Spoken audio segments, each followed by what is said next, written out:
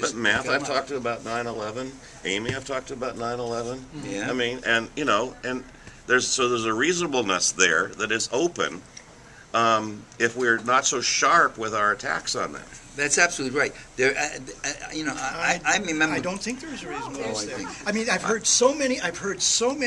Well, maybe we've gotten beyond reasonableness with the 9/11 Truth movement in the intensity of it. And we've had our own intensities inside where we've been beating people up and the splits with the scholars and all that kind of stuff that went on.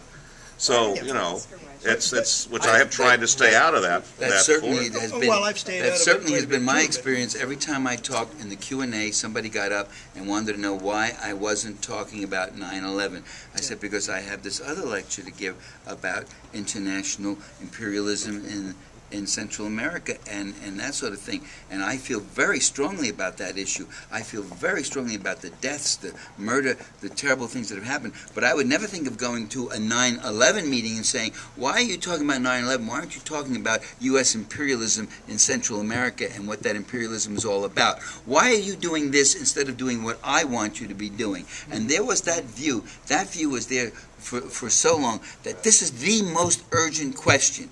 And I can think of my dear friend, she's over there, Carol, I won't even say her last name, she's a darling, Boulay, and she says that this is an issue because, here's the argument, that if we can persuade the American people that this happened, it was so delegitimate the existing government that this would have all sorts of potential for upheaval. I know where you got that argument, Carol. Yeah. You got that argument from me in a telephone conversation we had about the JFK thing, where you were saying, I've done all this work.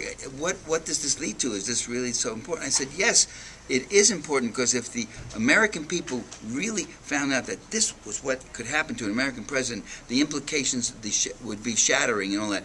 It's proven to be wrong. We got 80% of the people saying that this wasn't a lone assassin and this and that, and it didn't burst everything open. And in any case, you can't go to every other meeting and say, why aren't you talking about 9/11? That's what you should be talking about, not these other passing issues like nuclear war or global warming. Or a million dead Iraqis. Can I ask? Isn't it true that haven't we already agreed that these issues overlap tremendously? Exactly. You know, so that's common ground we have. Yeah, but you shouldn't. But Peter's right. You shouldn't treat potential allies like myself as an enemy, because. And I'm coming to the goddamn meeting to hear David Ray Griffin. This was in San Francisco, in Oakland, and people saying, why aren't you talking about it? No, first of all, nobody had invited me to talk, but that's another subject.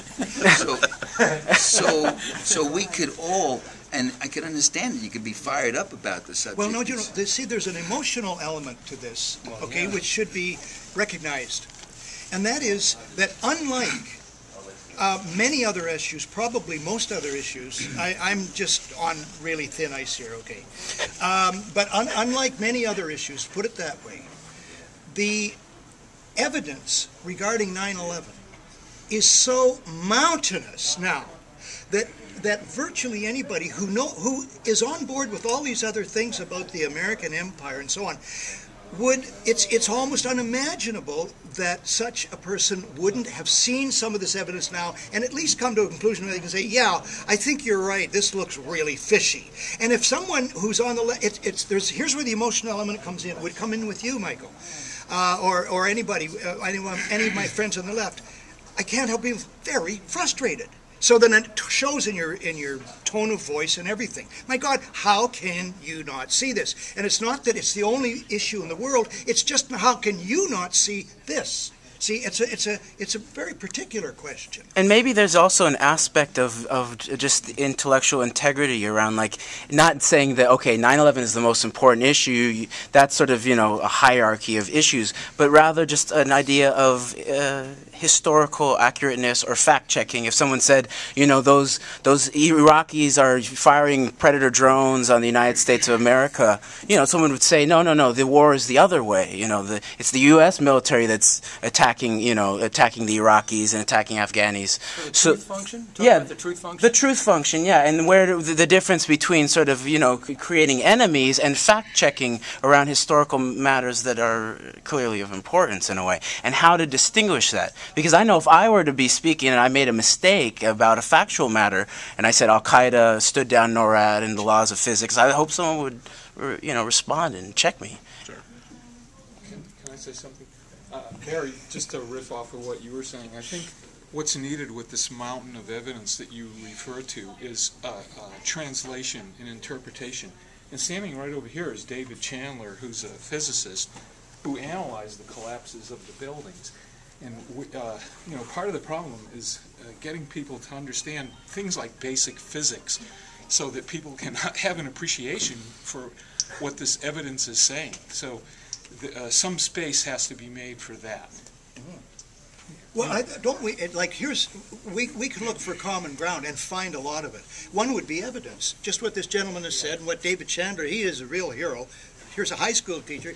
He jumps over all the whole of academia in the whole United States to actually put his feet to the fire.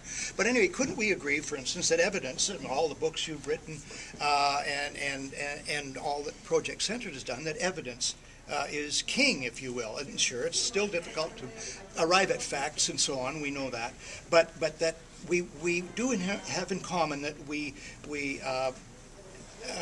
respect. That evidence is sacred to us. There's a problem in the kingdom.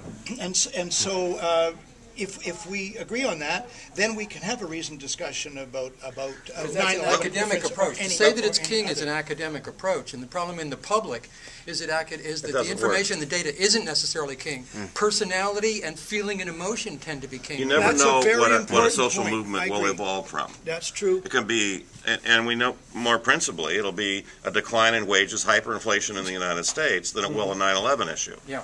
Well, and it'll be an economic issue that really mobilizes and mass mobilizes millions of people, just as it was in the 30s. And the elites in the 30s were quite terrified that there was going to be a communist revolution in this country.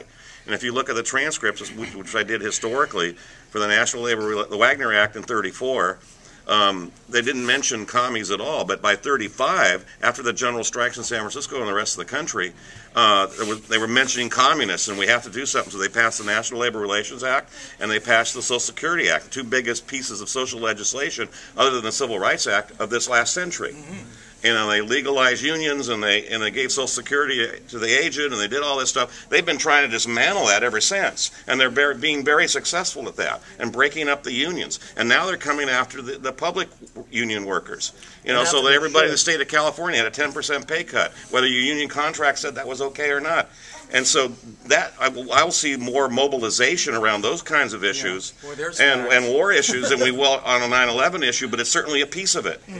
But you're putting the 9/11 issue in a corral. I mean, you ran out of communists. The war machine ran out of communists to fight. You had to have a new enemy. So just invent a new enemy. Call them terrorists. Yeah. And 9/11 is the key to the invention of the new enemy. And that's what the political elite did. How can you differentiate the million Iraqis that you talk about as a major issue from the cover-up and fraud of 9/11? That was the facilitating thing. It's just one piece of it all. Well, to say just one piece is a bit, it's a huge, pivotal, iconic. No, the corporate elite were there all along. They've been there since the beginning of this country.